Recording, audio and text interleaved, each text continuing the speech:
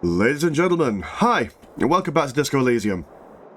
I think after last session we can all agree that we've peaked already. We've succeeded in most things from last session, so I assume that this session will be balancing out and probably failing at most things that we could do, but it's time for bed. We do have a couple of things that we could do in the room before we go to bed, namely picking up these bottles for our great bottle collecting project. We are keen on recycling in this playthrough. We've also got a couple of things that we can interact with. Mainly this mirror over here. A mirror hangs on the bathroom wall. In it, your face, adorned with the expression. So let's see if we can dig deep into our mind to locate the source of the expression. Like the rest of you, it comes from a bad place somewhere in the past. That's all you know for now. Well, that's our face for now. We can't stop smiling. We're just too keen on everything. Use your chain cutters to fix the faucet. Stop steam from fogging up the mirror. -10 tool is not in your hand. Let's equip to the tool and see if we can do a little bit of handyman work. Where are you? Let's put you in replacement of the wrench. A mirror hangs on the bathroom wall. The chain cutters slip out of your hands as you attempt to twist the faucet into place.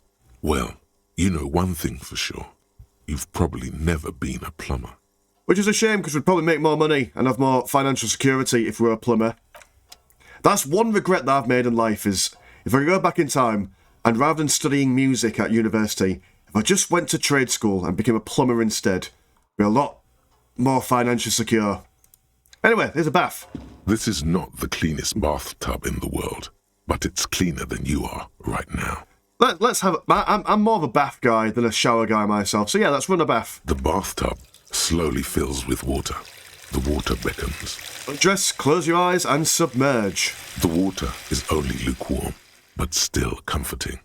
Like amniotic fluid. A few beer cans are bobbing up and down along your flanks, like sad duckies. It's been many, many years since I've had a little duck in the bath. You feel nice and lonely. And so tired. Let's take the beer cans out. Now you are alone with your thoughts in the tub. But it's easier than being alone with your thoughts outside the tub. They're not even really thoughts, just assorted sensations. None of them acute enough to focus on. Let's linger in the... let's imagine something. You see the corpse. You can still smell the cadaver on you. It's going to take more than one bath to get rid of that stench. Then, houses along a narrow street. A video rental. Darkness on the planet's curvature. Let's linger in the tub a little. Your fingers grow pale and are covered with tiny whirls as the water cools. What are you doing? You're not some fat fish in a fucking aquarium. Time to get moving. All right, physical instrument, but just so we know that, having a bath and having a shower and all that, that's where you do your best kind of thinking, I always reckon. Let's get out. The waterline recedes as you stand. You are cold now. Your clothes stick to your still moist skin. That's all right. Look at us, been responsible. We have a bath, all that jazz. Let's see if we can look at this window again, this broken window. The window stands broken in its frame. Cold wind blows in. Let's assess the damage. The shards face outward. Whatever broke this window came from the inside. Did I break it with my own hands? A fine web of scarring covers the back of your right hand, but none of it is recent. What did this then? More likely a projectile than a held object. There are no fragments on the floor from pulling a tool back in after impact. Assess the size of the impact. It is too large for a bullet, yet too small for a piece of furniture. You're looking for something heavy and larger than your fist. Is it a bottle? It's probably a bottle, isn't it? The shoe you found on the balcony fits the hole almost as well as your foot. It would have also been heavy enough if thrown with force. Oh, well, we did find our shoe outside on the balcony earlier on. Congratulations. You smashed the window with your own shoe. Well, it was a stupid thing to do. Pretty much. But hey, at least you found your shoe. Small blessings, we'll take that. Not that it will keep you warm at night. Brr. Well, I suppose we've done everything that we can, can't we? Yeah, let's go to bed. The bed is cold and not particularly inviting, but it's yours. The sheets look awful. Crawl in.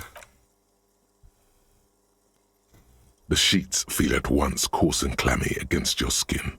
The bed sags beneath your weight as you stretch out and finally close your eyes. And then sleep doesn't. And then sleep doesn't come. But I want to sleep. Obviously, you're in bed with your eyes closed, but it's not happening. Why? Maybe it's the bed's fault. I'm sympathetic. I'm having this problem at the moment. Sleep is not coming to me very easily. Let's check the pillow. Synthetic filling has separated into hard lumps. The pillowcase smells oddly. Check the blanket. It barely covers your toes, stretching over your soft belly. This is your body here.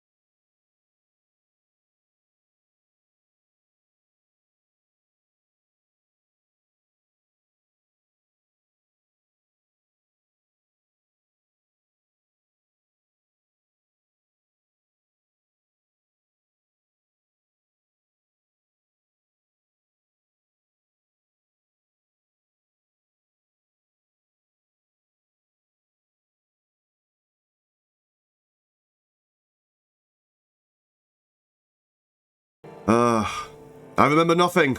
Do you remember your wife's hand on your face? Dear oh dear. Something about our wife. We've been having hints about stuff like this. But we currently know nothing about her. You said who? Do you remember the warmth of her thighs, between her legs and in her mouth? Tell me what this is. I'm not answering before you tell me who you are. You know who I am. I'm the bad day.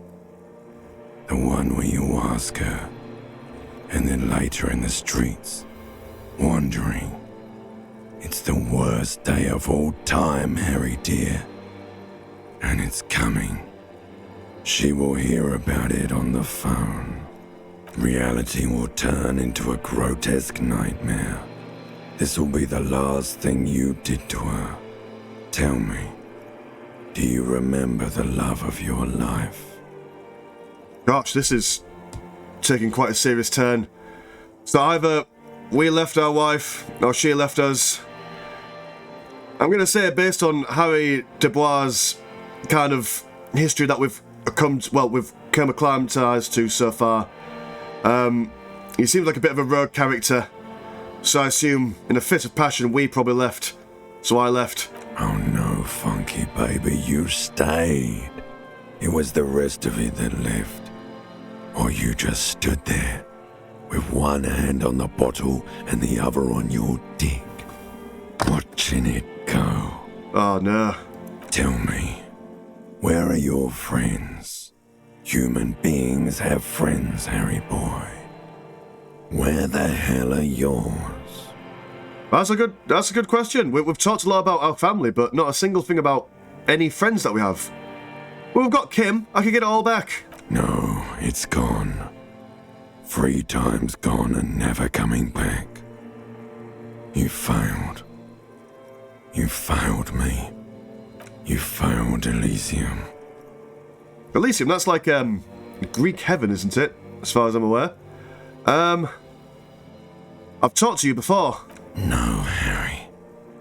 You were just talking to yourself. That's all you ever do. Even in your dreams. and the actor's wearing thin. The spots of the disco ball fade around you. You'll be back in those cold snakeskins in no time, sweating up the bed. Stinky boy. Oh, well, just no need for ad hominem's limbic system. What is Elysium? Everything. The pale and the useless. On the surface. The outer magnetosphere. Burning, furious truth. 8,000 years of written history. You really dropped the ball, Harry. 4.6 billion people. And you failed every single one of them. You really fucked up. Wow, that's quite intense. Failing 4.6 billion people. That is a true sign of full-blown chronic depression right there. Well, not only do you feel like as if you've let yourself down, but let everyone down. Jesus. I could come back from this. You're not coming back from shit. Thrashing around in that high conductivity state of yours. Bumping into things and acting like a clown. Who are you kidding? I'm trying to solve this case. You're trying to what? I can't hear you. This is just a word dream now. Jumbled up garbage. The pictures are gone. The bed rises to meet you. A thin, sleep-like state. More glass than velvet, grinding in your head. So something is wrong. Sleep shouldn't be this bad, this dry, this unnourishing. There's something wrong with your thoughts. Some kind of new type of hangover. Oh God, there's another type? Oh yes, party boy, and it's worse than the one before. Just think of the shit you saw. Here it comes too, so soon already.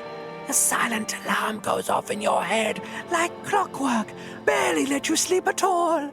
Time to get those clothes on, Harry.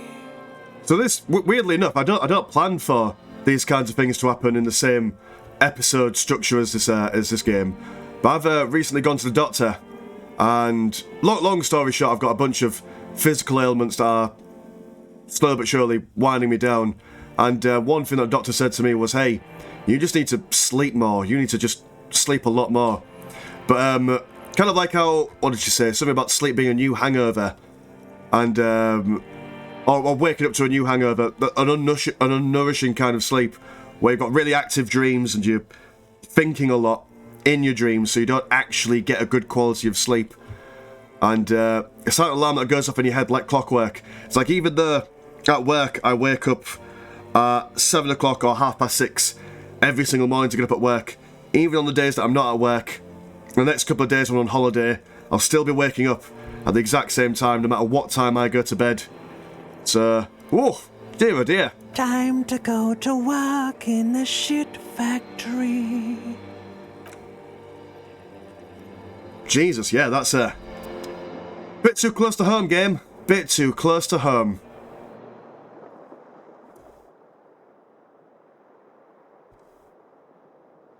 Yeah, that's a look of a man who's not had that much good sleep. Good going, buddy. How would we do this? Oh my God, what the hell was that? Oh, just a dream. You have ones like that all the time. You feel even worse this morning than you did last night. What the hell is going on with me? You mean, why are you so tired? Too tired and down to even think? It is worrying, isn't it? You can't be a detective like this. Detectives need to be able to think. Why is this happening? It's just that your heart has finally pumped all the speed out of your system, Buster. Time to get some more. Don't do that. Stay strong. The hangover will wear off. You don't need to keep doing this to yourself. Oh, I see. So this is not necessarily a mental thing. This is our body just going into withdrawal. No, I could take this. I'm not going to look for more speed. Are you sure? Ready to live as this pathetic shell of yourself for days? Basically, a week? Let's be honest, 2 weeks. Maybe 3. You won't make it. Half the town will be dead by then.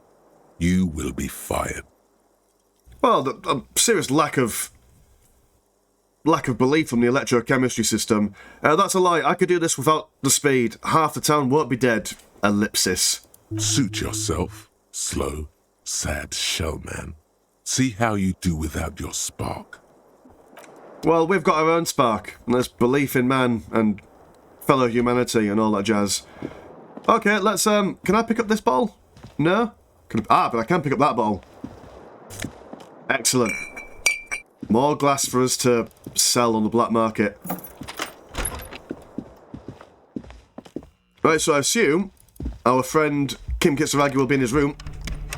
No? Okay. Maybe downstairs. That's where they said that the union members would be. There's the person who got the gloves off earlier. Well, isn't this nice? Much nicer than the nightmarish nightmare that we had. Morning. He gives you a quick nod. I've got some good news. I took care of the body. The thought of him decomposing in my MC wouldn't let me sleep. Good, thanks. I'm just glad he's gone. We have other matters to attend to. The union muscle finally turned up, and they look rowdy. We need to talk to them. What do you mean by rowdy? I mean ungovernable. Martinez isn't exactly enthusiastic about the RCM being here. They prefer to be policed by the union. These men here, men who drink beer for breakfast, there's talk of an armed wing of the union called the Hardy Boys, who are responsible for state policing. I think it's them. Well, are these the men Gart told us about yesterday? I completely forgot. Sorry, I had a rough night's sleep. It's them by the looks of it. Loud and nasty, just like the manager said. One loose thread less to worry about, and one big problem to replace it. There's so many of them. Maybe we should call in reinforcements. That would just escalate tensions. No captain would sign off on it. Solving one murder isn't worth a conflict between the RCM and the Debarders Union. In fact, even the death of 2 detectives might not warrant an all-out war. So let's keep a cool head, okay? Right, cool heads are exactly One more what thing we're all before about. we do. We don't have to talk to them immediately. We can walk right past them, continue with our business. Good. A power move. Purposefully concentrate on something else first. Yeah, streetwise. Zoom right past. Do it on your own terms. But aren't you curious to know what they have to say about the murder? They're in no hurry to leave. They think they own the place. Anyway, I leave that choice to you. Whatever you decide is fine by me. Alright, we could do a power play. We can show them how it's done. We do have... Do you need anything, Mr. Manager? Can I help you? So- Another thing. Great. I love those. No, we don't have anything else from him. Yes. But by the way, I am going to sing karaoke here. Absolutely out of the question. You wait and see, cafeteria manager. Absolutely in the question. First we find a sad banger. Then we sing this place to shit. Your body is ready, sire. Oh yes, just you wait. When we find a sad song, we'll be singing it all night long.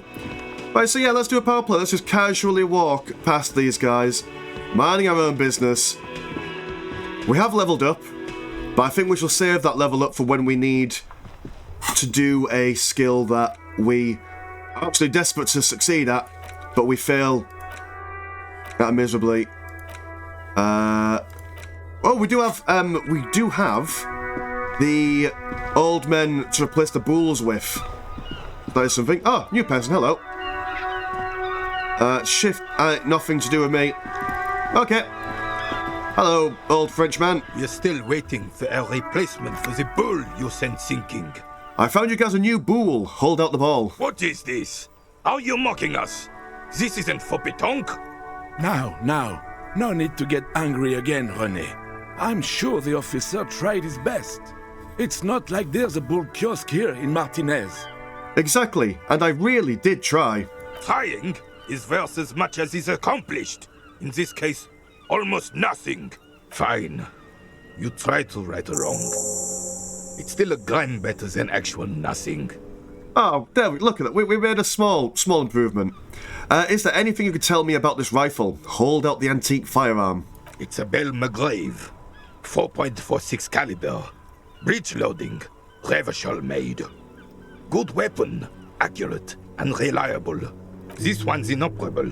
The bolt spring is missing and the mechanism is jammed shut. Still a beauty. Where did you find her? In the basement there. Point at the bookshop. I'm not surprised. There are probably lots of forgotten wartime weapons lying around here. Back in the day, everyone had something stashed away. As for the rifle, I don't know what else to tell you. These BM-446s are an antique. No one uses them anymore. The ammunition is impossible to find. Yeah, fair enough. I saw the statue of Philippe III near the roundabout. Ah, yes! King Philip III, on his steed. A reminder of what Revachol once was. Oh, absolutely. At the mercy of a cocaine-snorting tyrant who emptied the treasury so he could sleep on a bed of gold. Cocaine? Cocainum? Sounds like our kind of king. And just imagine what kind of cocaine a king would have had. A superpower, feared and respected. A testament to what this country can be under the leadership of a true king. Someone who knows how to rule. How should a true king rule? Decisively, without fear of offending the sensibilities of the frail and weak-minded among his subjects. This is something the insurgents never understood. I'm not sure how I feel about that. Let's remain neutral. You haven't lived as long as I have, son. With age, a man learns certain things about real power, or else ends up a spineless socialist rat, like Gaston here. And the worst part of that, officer, is having to spend your days playing pétanque with an angry snake. The carabinier doesn't reply, but his entire being communicates unbreakable resolve. No one and nothing can change this man's mind. He is as rigid as they come, still in that antique uniform. It's a symbol for him. Well, to be fair, when you get to that age and doing all the things that you've done, you get more rigid as you grow up, don't you? What was that about cocaine? Oh, old Philip was a big fan of the purple nose candy the nobility loved so much. A cocaine connoisseur of sorts. His egocentricity is borderline legendary. You can't even take responsibility for yourself. How could you fathom the responsibility weighing on the shoulders of a ruler? He asks, obviously annoyed. That's why the Philippian kings use cocaine, for clarity of vision, to aid in their work. Regnum cocainum, Revachol's finest years. He seems to grow taller, brimming with pride about the past. I'm satisfied with this explanation. Of course. Clarity of vision. Awareness.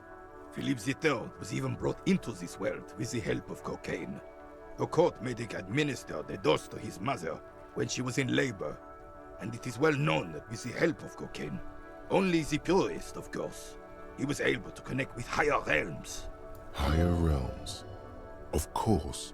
It all makes sense. Absolutely, of course. Yes, that's exactly what it does. But I can kind of understand the logic behind that. I mean, life is stressful enough as it is, but having the responsibility of a whole kingdom is probably, yeah. Should such responsibility requires a boost of... What was this talk about higher realms? It sounds interesting. It's really not. Please, do spare us the cocaine fairy tales. Yes, indeed. We're not here to investigate the drug trade of centuries past. Let's talk about something else. Right. The old man stands tall and proud, looking at you inquisitively. Let's see if we can compose our way into what is it about this old soldier that makes him stand so proud. Still, all you see is an old soldier refusing to replace his uniform with a civilian attire. Anything else I can assist you with, officer? We still have a game to finish. Okay, alright, we won't get into your backstory now. We also have the book story people figuring out, telling her that we've solved the riddle. You're alive and well. Don't keep me waiting now. What's in there? In that dark sarcophagus? Dark sarcophagus. Pause dramatically. Yes, yes. How was it? Tell her how ghastly it was. You know it's what she wants to hear. No, because we don't want to get her, because the D&D lady lives there. It's totally fine. Honestly, a dump. Nothing to see there, just heaps of garbage. Someone should let the sunshine in. But what else did you find? Did anything survive? No, of course not. Have you located the entity? I talked to the entity you told me about. Her name is Nea, and she's a novelty dice maker. A novelty dice maker? Well, spit it out. Why does she need the dice? For some kind of sorcery? Sometimes they use the ankle bones of sheep. She's not a sorceress or some malicious entity. She's a businesswoman, like you. I don't understand. If it's not her, then where is the source of the doom? How did she explain the curse? She looks perplexed. Just don't say you don't have any answer yet. The uncertainty is killing her. To hell with it. Perchance you ought to just lie, sire. You've come this far. You know how to end it. There is an entity behind the entity. Okay, let's, how would we settle this in a amicable way? There is no curse because there are too many inconsistencies. Too many inconsistencies. What kind of talk is that? The woman scoffs at you with an audible snort. As I said, she's a novelty dice maker. Her business has been up and running for a long time now. Yes, because her business consists of the psychic leech that's been feeding the curse. Red blotches appear on her skin. I see that you've fallen for her manipulation, Detective. The investigation is over. I just hope that you haven't made anything worse by going in there. Thank you for nothing. Please do buy some books or be on your way. She concludes, tucking the pendant away in her blouse. Total psychic collapse between you two right now. I am sorry we had to disappoint you, ma'am. Can we go now? Right, let's go. Okay, so weren't really so successful in there. Oh, there's a lady over here. Let's see if we can talk to her. You see a sturdy woman humming to herself. She seems to be browsing books. Hello. No ceremonies, just hello. Hello? She nods, her attention fully focused on reading. Who are you? Me? No one. I'm just a working class woman. She doesn't really want to be disturbed that much. If she's such a working class woman, why isn't she working? What are you doing? Looking for something to read. I'm a policeman. I know you are.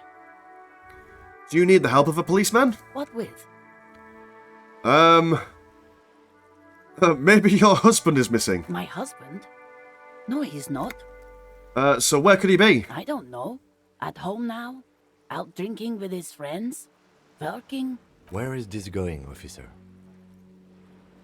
So what I'm hearing is that you... I mean, bit of an odd line of questioning, but we'll see where this goes. So what I'm hearing now is you don't really know where your husband is. Yes, but... I don't really need to know where my husband is. Not all the time. Wouldn't you like to? No.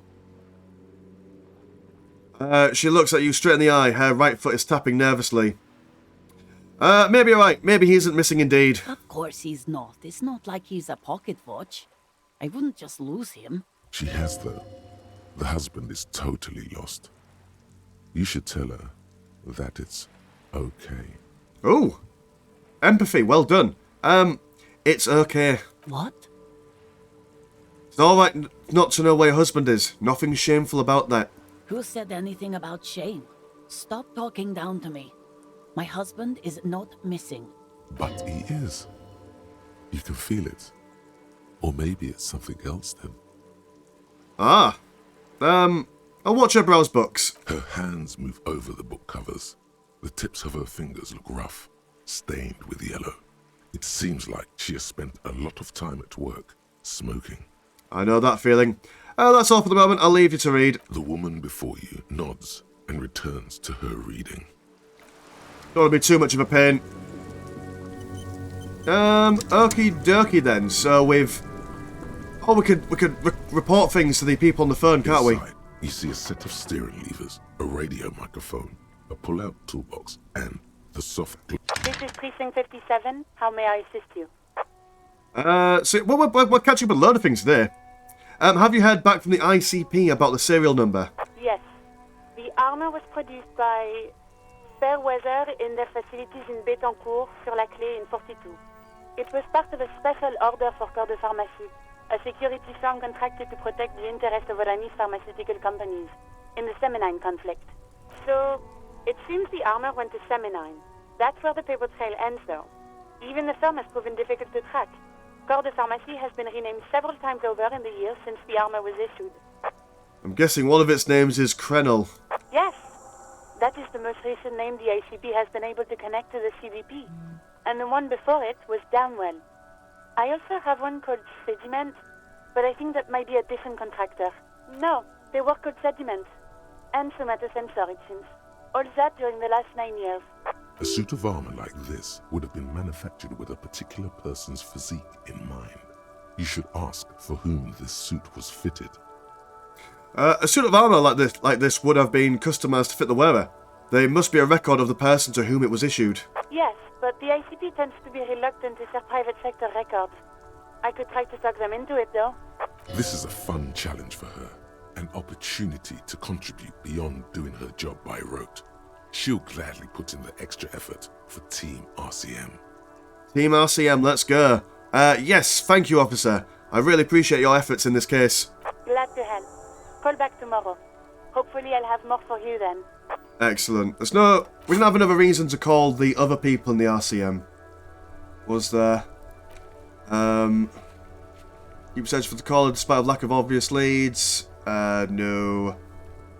Run the number on the victim's arm. We've done that. Call Alice back in a day.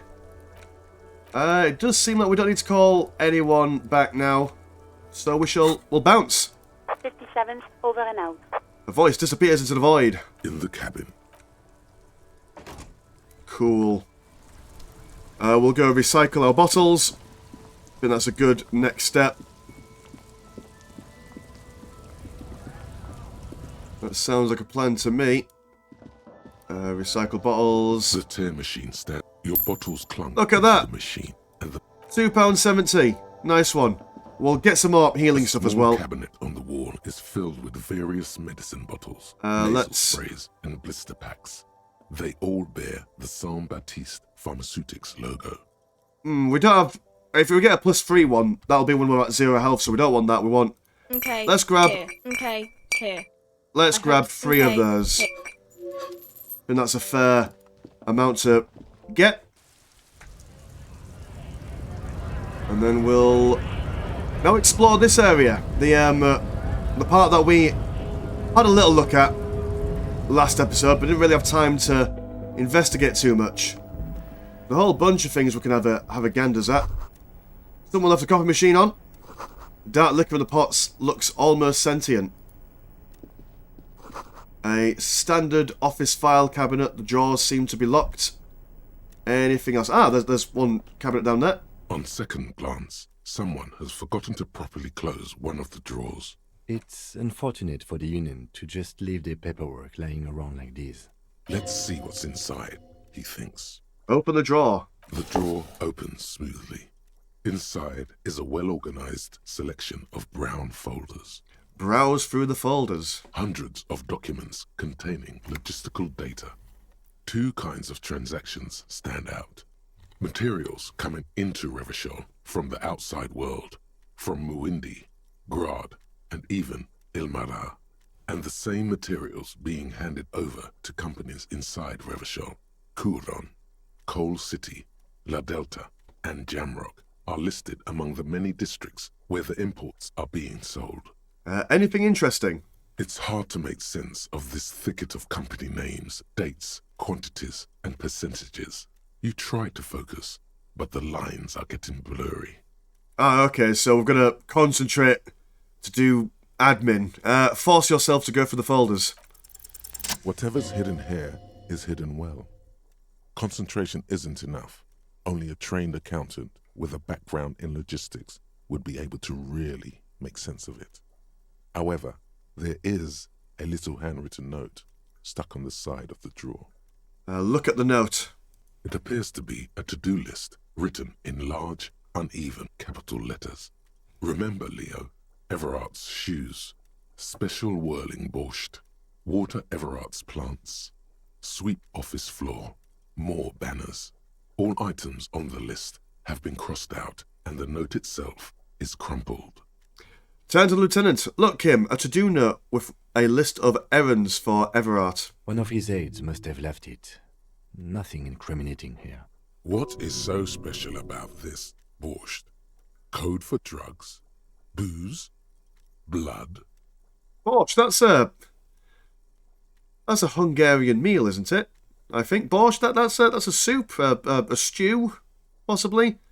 Can we take another look at the note? All items on the drawer. Nah, nothing useful. Okay. Anything else that was here? There's a book. Ah. Is that just a random knick-knack that we can sell? It is indeed. Okay, let's have a look at you.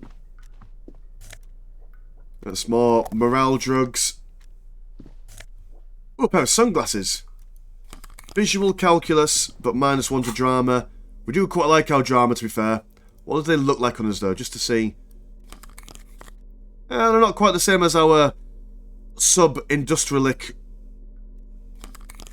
glasses that we managed to get from that dude. Got a magazine. A book. Okay, alright. Bit of reading, why not? Let's interact with this. The front of this quarterly journal features a large satirical portrait of the late King Friesel. From the sides of his head, a pair of white antlers spread to the corners of the cover.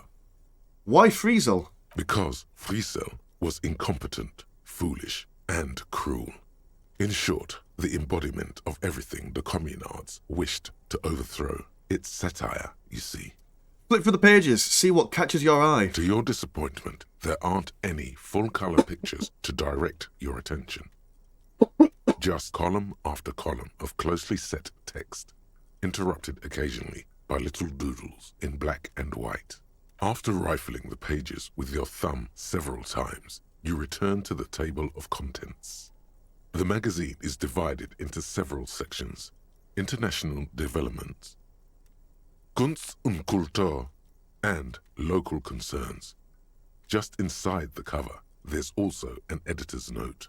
Read the editor's note. Comrade, as you know, this journal takes its name from Mazov's immortal expression, du cristal à la fumée.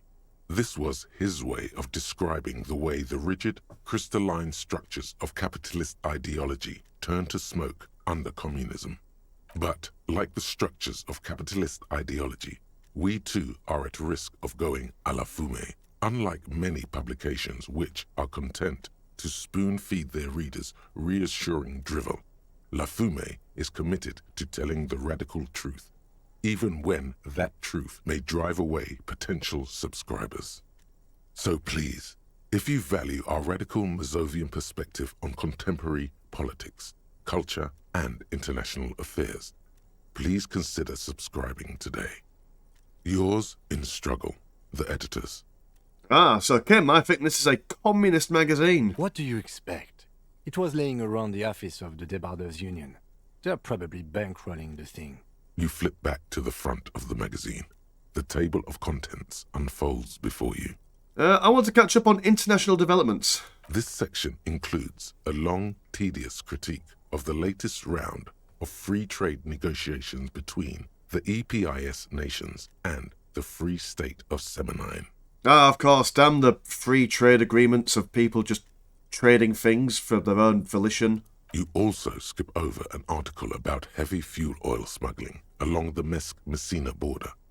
Something about bear wrestling in Samara, book riots in Yugograd. Face it, you really aren't interested in foreign affairs. You're not even sure where most of these countries are. You flip back to the front of the magazine. The table of contents unfolds before you. What is Kunst und Kultur? It takes a moment, but gradually it dawns on you that Kunst und Kultur must mean arts and culture. As you leaf through this section, you come across several reviews of recent radio plays, as well as a brief artist spotlight featuring a local artist identified only as CS. The main feature, though, is a long essay titled Tip Top Tournée, a critical Mazovian perspective. So yes, that's the band that we were talking about with the lady quite a while ago. Read the profile on CS. This so-called artist spotlight is really just a brief Q&A, made all the briefer by the subject's evident hostility to her interviewer. That certainly sounds like a certain delinquent youth who likes to harass you from her balcony. Yeah, I thought as much. Just a moment, what is this tip-top tournée? The actual article is surprisingly light on details, but after skimming a page or two, you gather that it has something to do with motor carriage racing. If you don't follow it, you only ever hear about the ludicrous sponsorships and obscene death toll. Alright, let's see what these communists have to say about Tip Top. You think you're settling in for a relaxing recap of the most recent season, maybe sprinkled with some nice anecdotes about a few of the more colourful drivers. Instead, you find yourself skimming a 10,000-word feature about all the politically problematic aspects of Tip Top Tournée. Wait, what's wrong with Tip Top? Where to even start? For one, there's the crass commercialism of its sponsorships, and then there's the practically criminal emphasis on deadly motor crashes. I recently, in fact actually it was on, it must have been the Wednesday, it was last Wednesday of this recording, and I went out for a friend's at work leaving do, and finished a couple of drinks and walked on the way home, bumped into a guy that I knew in a bar on the way home, so I went to have one drink. One of his friends was talking about communism, and I thought he was being sarcastic, so I joined in by saying, blooming communism, what are they like? And he was actually a full-blown communist himself. And so I was going through his thought patterns and the way he thought about stuff, and every single hobby that I have, or anything that I found interesting, he said, oh yeah, that's problematic because X, Y, Z, and people do this, people do that, and it's all just one big plot to home down the working man. And I was like, alright, killing all the vibes for everything. Hang on, who wrote this stuff? Oddly enough, this article has 2 bylines. Nasteb Encolada Bernal and Exilus Buka. There's no way those are real names. Wait, why aren't they real names? Have you ever met anyone named Exilus? Come on, they're plainly pseudonyms. What's so bad about sponsorships? Under capitalism, the article says, every pursuit has its price. Every pleasure, even one as elemental as the joy of racing others around a track, is reduced to an advertising opportunity. Thus, the so-called tournée becomes a competition between increasingly meaningless brand signifiers. Your discount laundry detergent racing against a pack of Astra cigarettes, or even a fritter. Well, yeah, if you break it down to that minute level, but I mean, take this channel for example. With all the sponsorship, well, not sponsorship necessarily, but the advertisement that I've been able to put on, I've been able to make a little bit of money so that I can then invest in buying a relatively decent camera, so then I'll be able to do some battle reports for the Warhammers. So I don't really see a problem in that, considering that it makes the content free for other people and it gets me more money so I could do more content, and then I don't get that. Right, but then you get to see them crash. And that precisely is what's problematic about it. Were it not for the promise of random, spectacular violence, audiences would quickly lose interest. At the end of the day, it's the destruction of these 750,000 real races that you're really watching for. I mean, yeah, that's probably the best thing about races, to be fair. I don't like, what's it called, the Grand Prix, Gran Turismo, whatever, the ones where Michael Schumacher is racing in it. Or if he still is, I have no idea. But for me, personally, it's the violence. I like the violence. You see, one cannot avoid the conclusion that Tip Top Tourney is simply the apotheosis of spectacular entertainment under capitalism. I wouldn't agree with that. Kim, this article says that no one really watches Tip Top Tourney for the races. Oh, come on. Can this article read your mind? No, I guess not. Well, there you have it. No reason to get hung up on the pretentious ramblings of a few young men. If I had to wager, I'd say they've never even seen the inside of a motor, much less a motor race. I take whatever they write with a large grain of salt. You flip back to the front of the magazine. The table of contents unfolds before you. Now, that's the thing, isn't it? I've found a lot of things, or a lot of people who criticise current modern hobbies or culture.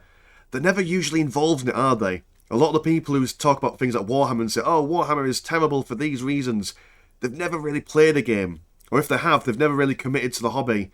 And if Games Workshop made changes for them, they still wouldn't buy it because they weren't interested in the first place. So, let's see what they mean by local concerns. Unsurprisingly, much of this section is taken up with articles declaring unqualified support for the dockworkers' strike. You skim the headlines. Paint the harbour red and white. Martinez tames the wild pines. A city in revolt.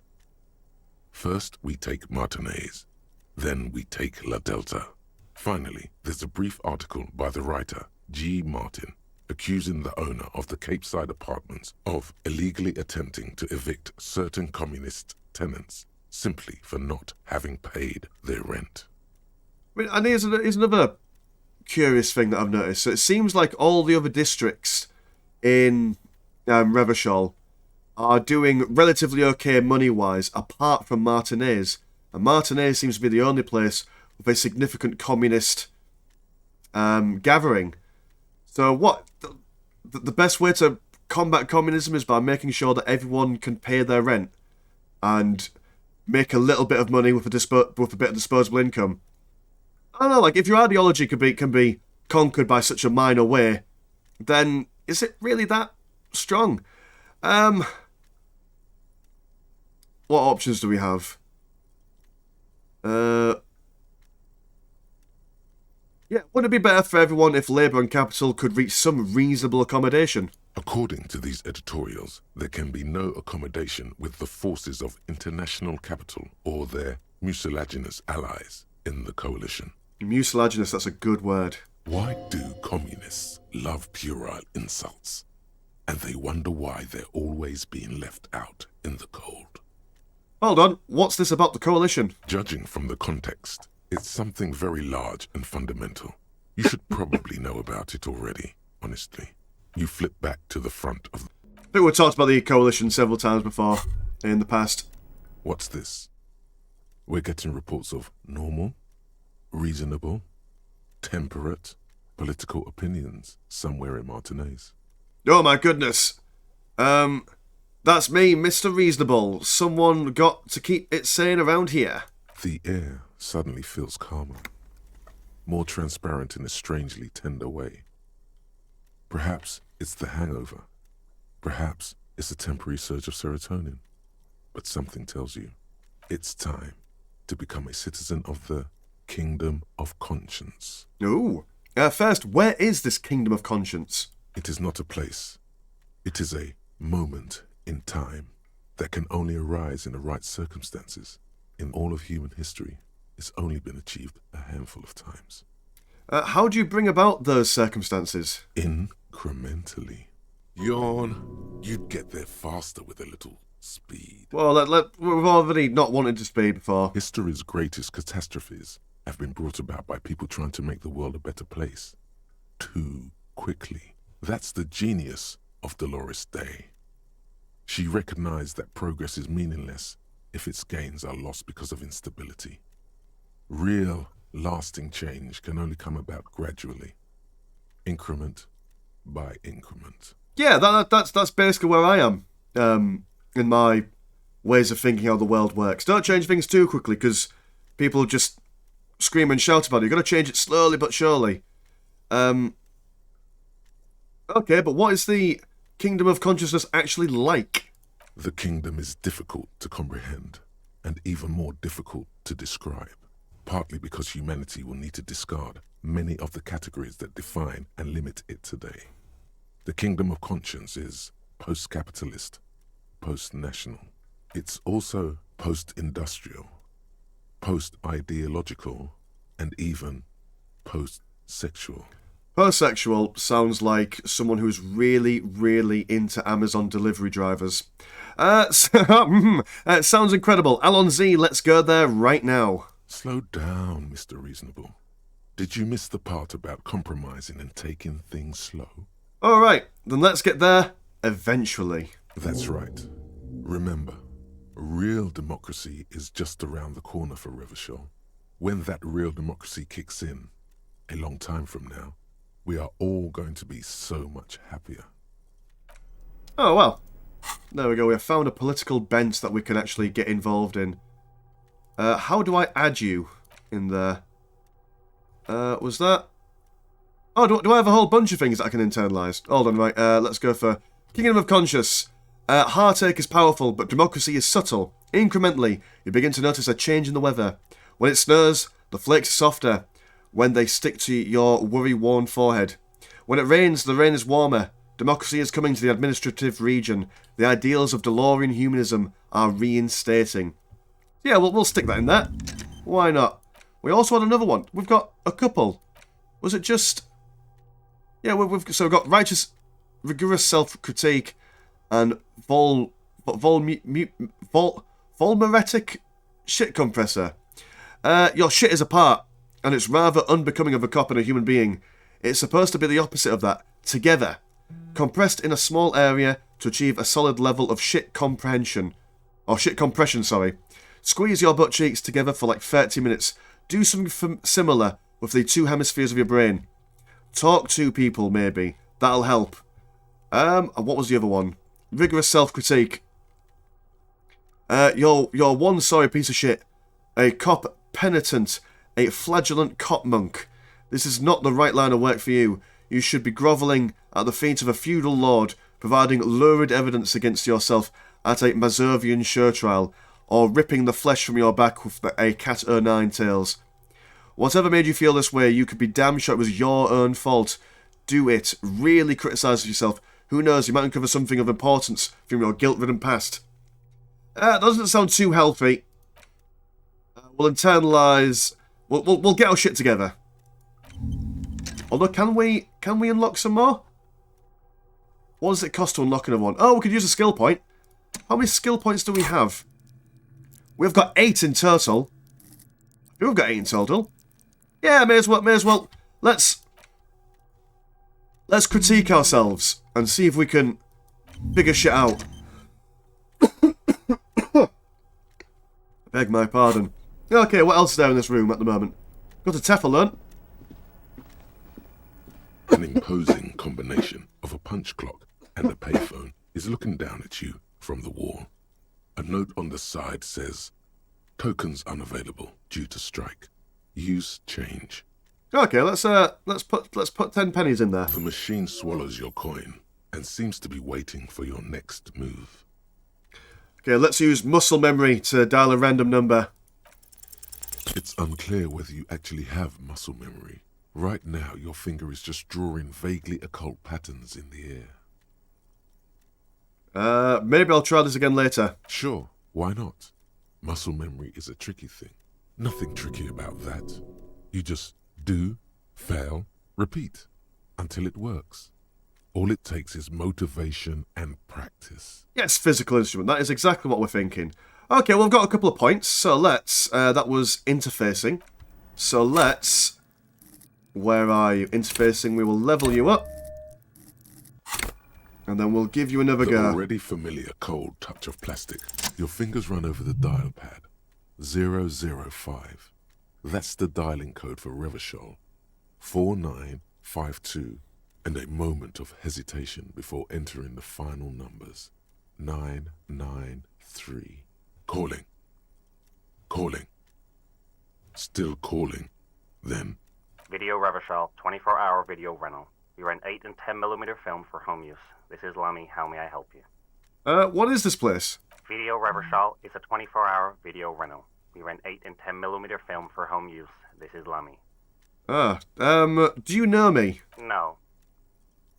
No, I meant, what is this place to me? Sir, I don't know. It's a video rental. Maybe you rent videos here.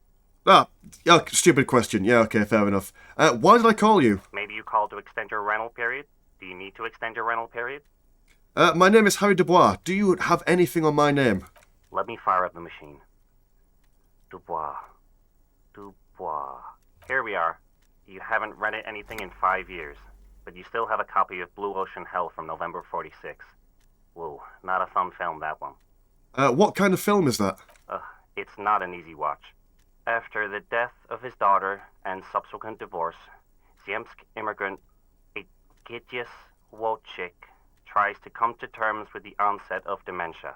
No wonder no one's been missing it. Still, it would be great if you could return it to us.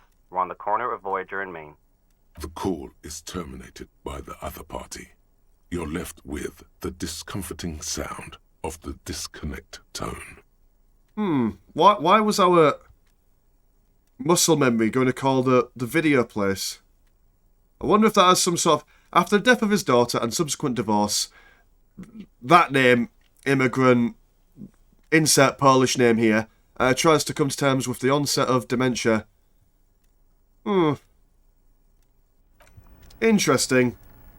Okay, what are you over there? The radio's emitting strange buzzing sounds. Alright, okay, we had some things to do around here. I remember there being bottles. Remember there being a whole smorgasbord of bottles down here, yes!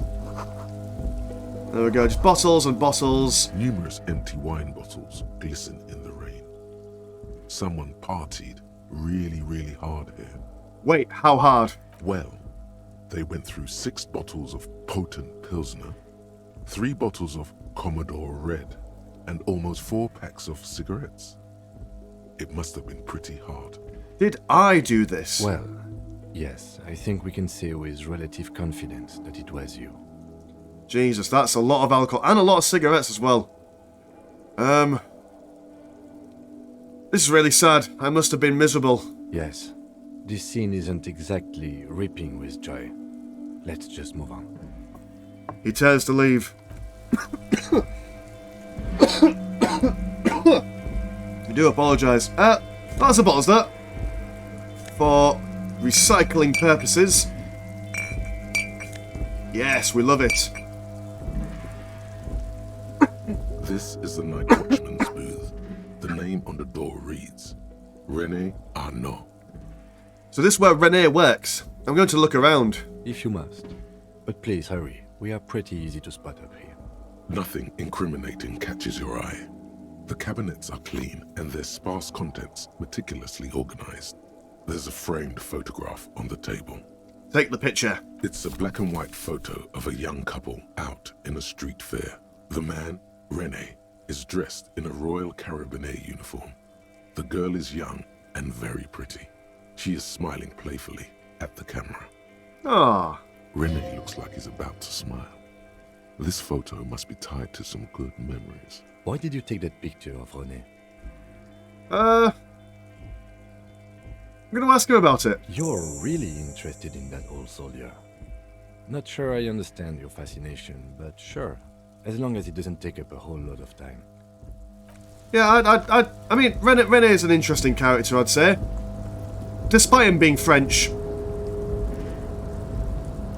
I do quite like the aesthetics of a man in military regalia. We do have a rusting control panel with several knobs. 2 buttons marked Marche and Arrête are faded with use. It seems to control the large crane above. A container is attached to its hook block. Marche. On. Arrête. Off. Oh, let's just turn things on, shall we? With a loud grind, the crane shifts overhead. moving a massive metal container through the air. That's pretty cool.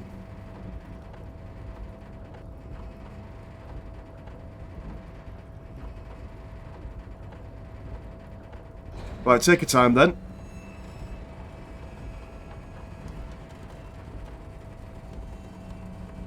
Jesus, this is...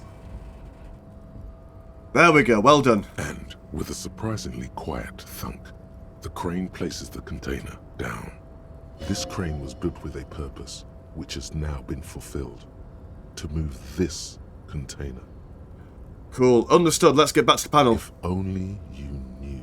I can't see how that was worth the records, except for seeing the crane in action, which I admit was satisfying. Well, as long as it's satisfying. Let's turn it off. The crane does not return to its original position.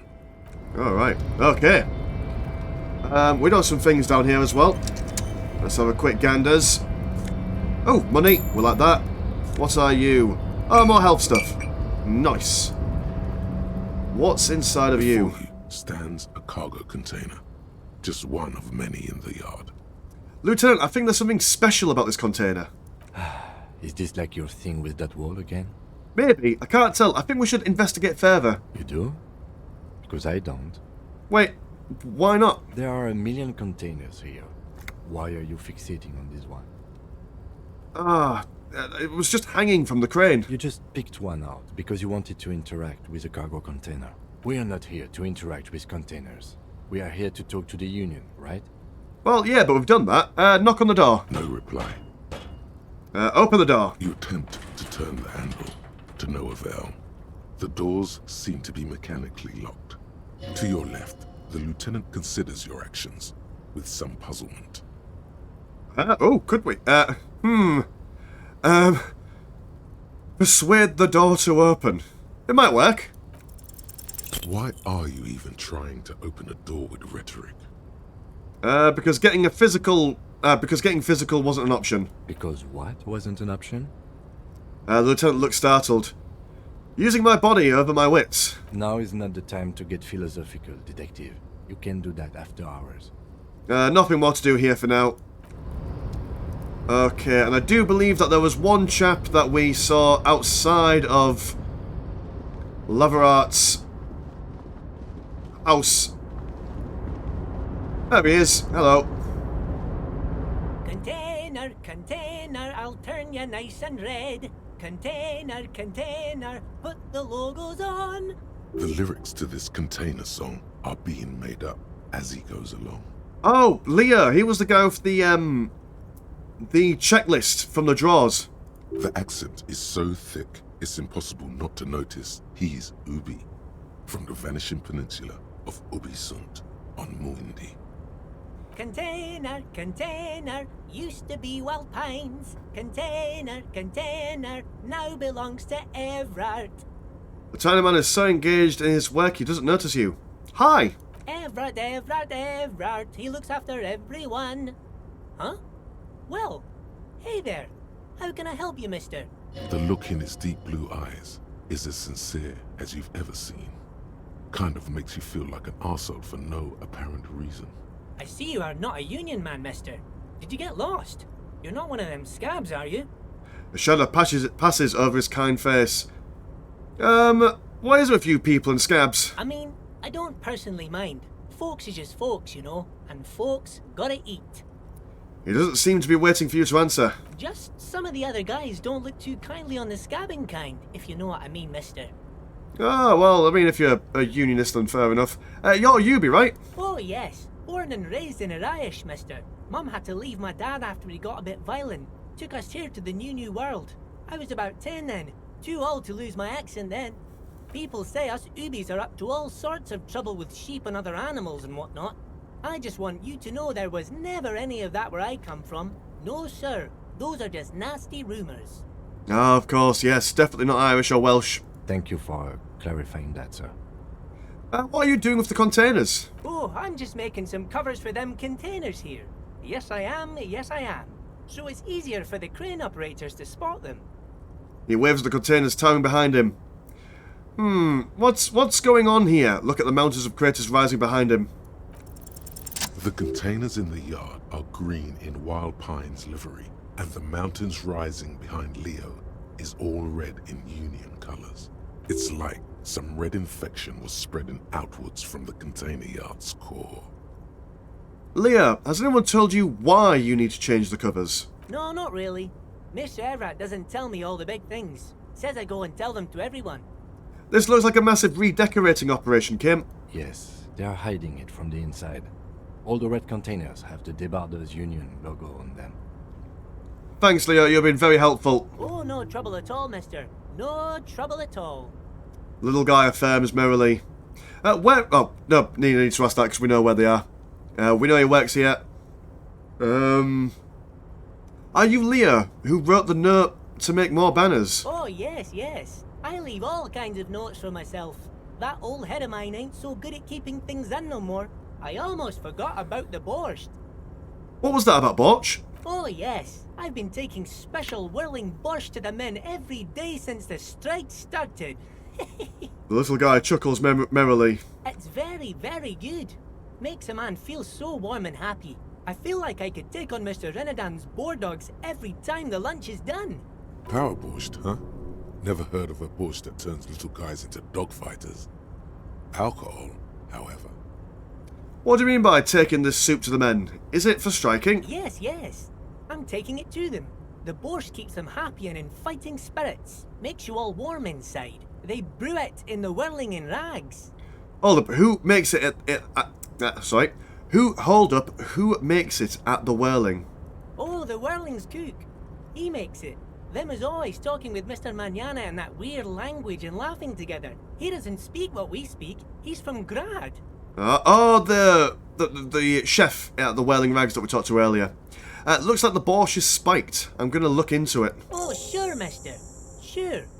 You do that. Yes, sir. What's that container over there? Point to the container suspended from the crane arm. Oh, that one. That should be empty as far as I know.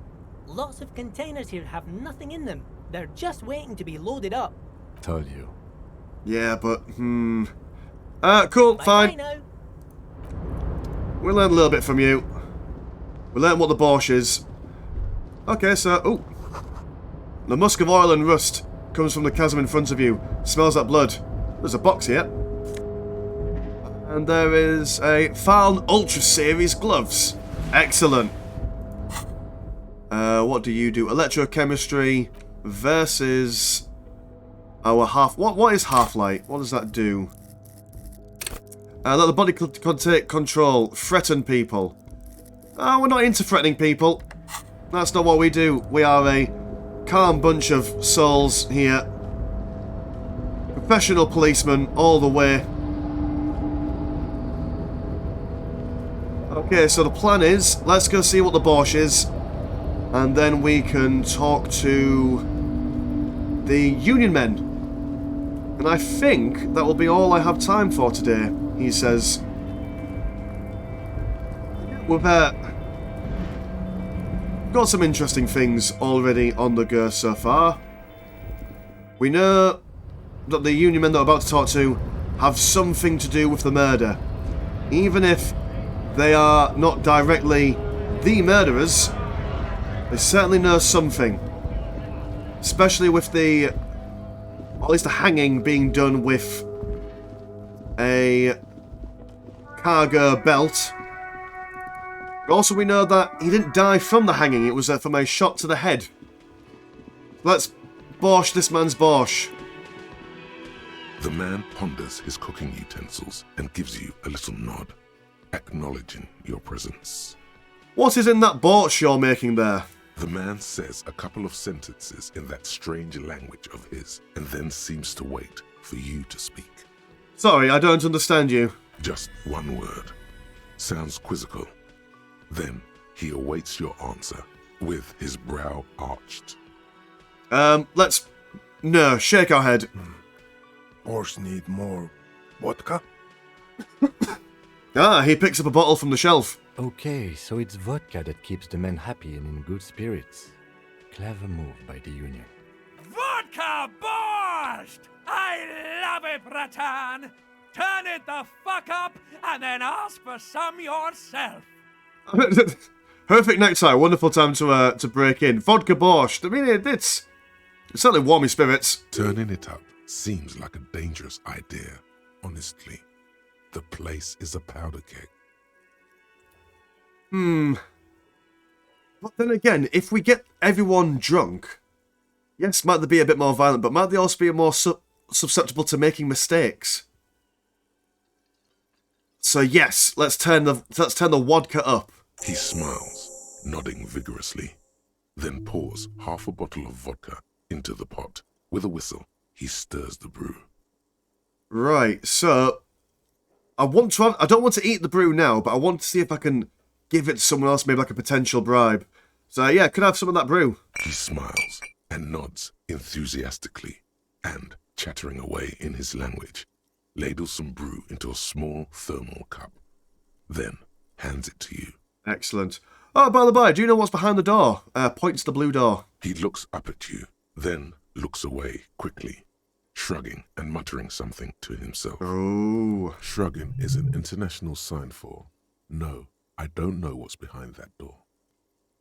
Leah says you're friends with Mafinia. Is that true? The mention of Manana gets his attention. He smiles and delivers a whole slew of unfamiliar words and lively gestures. Then he falls silent again. They're friends. Ah, okay, they're friends. Nice one. Ooh. Volumetric ship compressor. Bizarre scientific news from Revachol West today, where a police officer's shit has been observed at a pressure of around 495 gigadecimals. These metallic hydrogen levels of shit togetherness were thought to exist only at the center of collapsing stars, not law officials. It remains to be seen how long the shit singularity lasts. There we go, we've got our shit together. What bonuses do we have? All endurance white checks unlocked. Learning cap for endurance raised to 4. There we go. Look at that. We've got our shit together. That's good. Positive stuff. Did we have any endurance tests? We still don't have a map. Any of these endurance? Well, let's scroll down. No, come back down. There we go. Nope, none of them were. So that's that, I guess. And what about the items? No, it was the... Oh, there we go. We've got the alcohol. Gorassi's brew. So we might be able to use that sometime in the future. For morale purposes. Hello, young lady. Let me handle this. The woman says to the crowd in the mess hall before turning to you. Detective disorientated. Are you still wondering where you are? This is Martinez, in case you've forgotten. I advise you not to overstay your welcome. Her entire character has shifted. This young woman is cold as ice. You lied to me. You're not a gardener. That's right. I am not a gardener. I'm a legal counselor for the Dock Workers Union. Oh no, something worse than a gardener. A solicitor. So let's get to it. You're looking for Titus Hardy? You think he has information that will help you? Maybe he does. She points to the man on her right. That's Titus. Talk to him. But know this. I'll be keeping an eye on you. No strong arming. Nothing official. The District of Martinez does not recognize your authority to make arrests.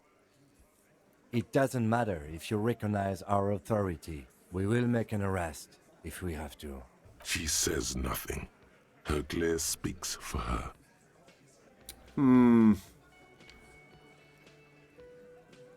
What if I want to talk to you, not Titus? What you want is of no significance, officer.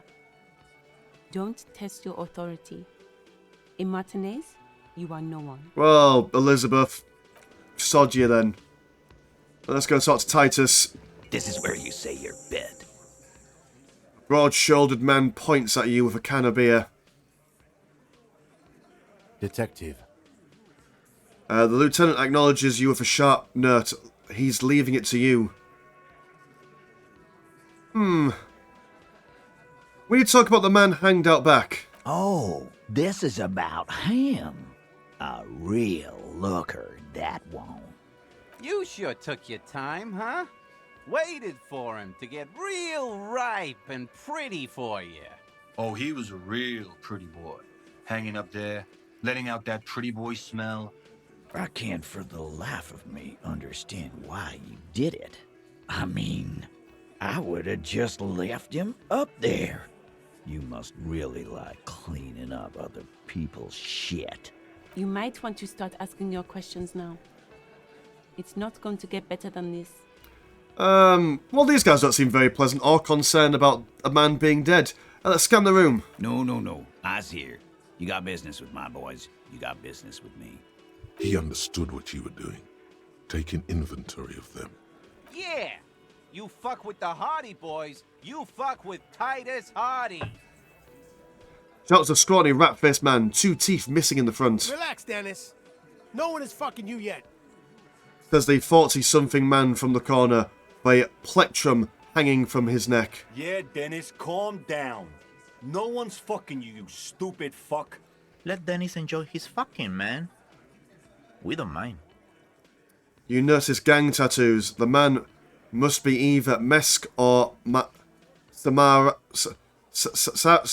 Irizian. Yeah, you're not even being fucked, Dennis. Fat Angus. Easy, fellas. We got company. Let's see what brings the cop around. Too late. You already scanned the room. You got a pretty good picture. Picture of what? Of the actors here. You could take another look at the tracks in the mud on the crime scene.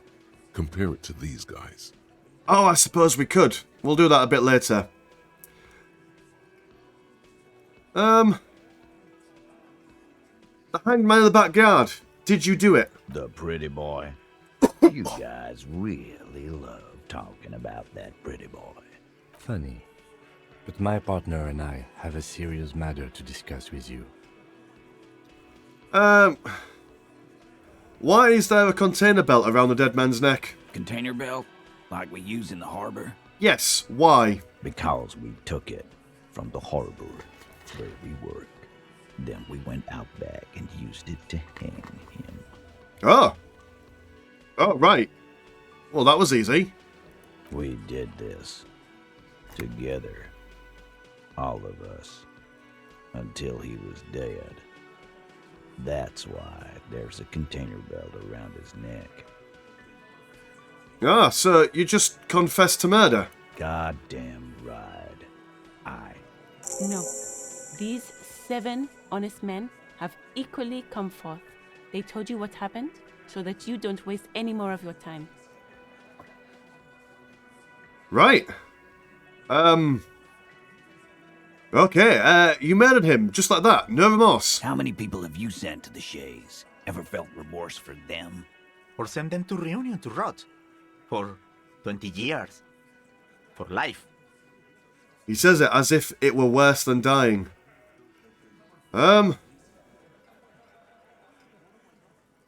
we do is different. We enforce the law. You just kill people like it's nothing. But you see, a lawman, is something people agree upon. And here in Martinez, we agreed that this man had to die. Well, who called the shots that night? Are you deaf? There will be no singling anyone out. You can't arrest a Hardy Boy without arresting all Hardy Boys. Ah. Oh, I see. They're doing the whole Spartacus thing. We can't take out all of them because there's only 2 of us. Do you think you could do that? Do you think you could arrest them all? A shadow of a smirk passes her lips as she tilts her head. I'll address Titus. No, but seriously, who calls the shots around here? Who do you fucking think does? He sounds more amused than angry.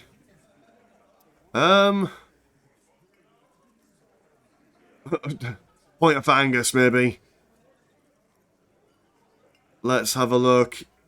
I think we can I think we can intimidate Fat Angus. Out of everyone that was speaking there, he seemed like the most thingy, a little bit lacking in the brain. The biggest animal dominates the herd. I'm guessing it's the big one. The sweaty man turns red and looks first down, then around him, apologetically. It's not the fat ass. Titus runs the Hardy Boys, genius. That's why we're called the Hardy Boys. Ain't that right, fellas? I think you got your answer, Mr. Law. Yes, there are some administrative differences. But on that night, they all acted as one man. How did you kill him? We hanged him up by his neck until he got real still. Wasn't that obvious, Copper? Ah, but did you? Didn't they teach you anything at the cop school, idiot? The autopsy showed there were no ligature marks. His hands were not tied. Can you explain that? Look, I'm not gonna play 20 questions with you, Capo. I'll say it again. We killed him.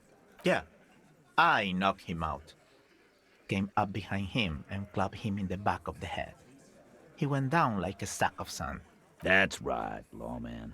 And then we hanged the fuck. Mr. Tats, what did you use to knock the victim out? My fucking elbow, Copper. Samaran boxing style. He may be lying, but he's good at it. No twitching, no rushing, no uncalled for details. Where did all this action take place? Right fucking here. The fucker started coming to our bar, asking for it. Composure. Things aren't quite right here, are they? Titus is solid as a rock, and so are a few others. But who's cracking under pressure? This one. He's sweating profusely and has difficulty breathing. They've smartly kept him out of the conversation thus far. Definitely the weakest link in the chain. Hey, you! Turn to the big guy. You having trouble breathing over there? No. He looks up, startled, his forehead shiny from sweat. A few coiled locks are peeking out from under his warm woolen hat. Of course he's having trouble breathing. Just look at how fucking fat he is. The man next to the big guy bursts out laughing. Fuck off, Shanky. Angus is a powerful guy. All muscle. Keep your eye on this powerful guy. Sooner or later, he's going to break like a piece of twig. There's something you're not telling me. And fuck you too, Copper. Picking on Angus like this. We're done with this schoolyard shit. And just so you know, he doesn't have trouble breathing. His all-muscle comment wasn't sarcastic. He's genuinely trying to look out for Angus. This one is a stone wall. You won't get more out of them about the night of the murder. Not yet. Right, I have other questions about lynching. Like what, Copper? Okay, let's hit him with our smoking gun. How does the bullet in his head factor into this? Huh? A sip of beer makes a surprise go down easier. There was a bullet in the dead man's brain. Why was it there if you hanged him? How the fuck do I know? Anyone could have shot him. Target practice, maybe. Another sip. He's tight-lipped suddenly. Interesting, sire. It's as if he's lying to protect someone. He's not very good at it. This line of questioning is over. You got the cause of death already? Hanging. If there's any post-mortem trauma, it's your problem. This will not turn into a cross-examination. Well, okay, alright. But, yeah, I'm certainly thinking that there's something more here. Why did I just arrest you? Step closer. Oh, shit, that's quite aggressive. But okay, let's do that. Yeah, lawman. Why don't you? It's almost an anthropological sight, watching him try to assert dominance over you. Not in the arresting mood? His mean little eyes come alive with hatred. By your side, the lieutenant keeps his hand away from his holster. You hear the nylon of his coat hiss as he steps closer. Easy. Walk back from the provocation. They're armed, and they outnumber us. The lieutenant tries to establish eye contact with you. Okay, well, that's logical. We can't take all these guys on, especially if they're armed. Easy now, let's just talk. Wise move. You made the right choice there. Now make another one and get the fuck out of our booth. We're not gonna do this again. Okay, I think we've got all we need from him, but we've got no option to leave the conversation. Why did you kill him? Why? 'Cause he was worthless mercenary scum. And he stepped out alive in my town. So he was a mercenary, that's it? And he stepped out of line. He repeats, jaw clamped shut like a vice. What kind of mercenary? The kind that shows up when you start a strike. The experienced kind, too. Had Kohoy and Semini written all over him. Ex-Oranese Special Forces. A live grenade. Right here in our bar. This one has a special gripe with him coming here. I can't prove it, but I know he was sent by the Wild Pines. They hire merc shit like that. Story of every strike from here to Samara. Right, but what did he actually do wrong? Wrong? He harassed women, raped one, harassed workers, threatened to kill some as a warning. Ah, well, he was a rapist. It's hard to fight for the victim when he's apparently a bad man like that. There's a slight unease in him suddenly. He regrets mentioning the rape. To kill us all, if we don't open the gates, if we don't let the scabs in, if we don't bend over. And that was before he started coming here. Yeah, he said it was his favorite joint now. Started to come in here every night. Drinking, grabbing girls. Grab one of ours mid-karaoke, right there on the stage. Mid-karaoke, now that's sacrilege. He grabbed someone? Lieutenant is trying to make sense of this flood of information. Yeah, this girl's on the mic. A beautiful girl, young. Gets into the second verse of Lover Lake. The fucker grabs her legs, starts screaming. Show me your cunt! Why don't you show me your cunt? Then, he gets knocked on the head with a wine bottle. Doesn't even fall down. Jesus, that's... Oh, we'll take quite a dark turn here. Was this the same girl who was sexually assaulted, raped, you said? Aren't you fucking listening? My man is talking to you. He took care of it. They got the girl out before anything else could happen. Yeah, me and Eugene got her out. Aren't you fucking listening? He repeats like a parrot. There's something odd here. Right, but who did he rape then? This is a very serious allegation. No. You're not getting the name. That's a Martinez matter. And I'm not discussing it with you clowns. So what are we going to do now? Nothing. Your investigation here is done. Leave Martinez, go back to your stations where you belong. I think we're going to stick around, thanks. Some things don't add up here, Titus. Lieutenant closes his notebook. I've done this job for long enough to know that people don't just confess to first-degree murder. Even if it is a group responsibility. We're going to look into this. Good luck with that. You've heard everything a rent-a-cop is gonna hear from us. Real law officials. You're lucky you didn't get a beating. Forget about their games. You've mapped out the characters. Reading the footprints in the yard should be easier now. Yeah, okay. Let's leave these people be, and I think we'll call it there for today's game. Got a lot to sit and think on, I reckon. But yeah, cool, nice one. If you want to support the channel, please do have a look at the old Patreon. £1 a month gets you one extra Dawn of War game a week and all that jazz. It's been fun. My name's been Mr. Lanchak. Pleasure's always, never chore. I'll see you in a bit. Peace.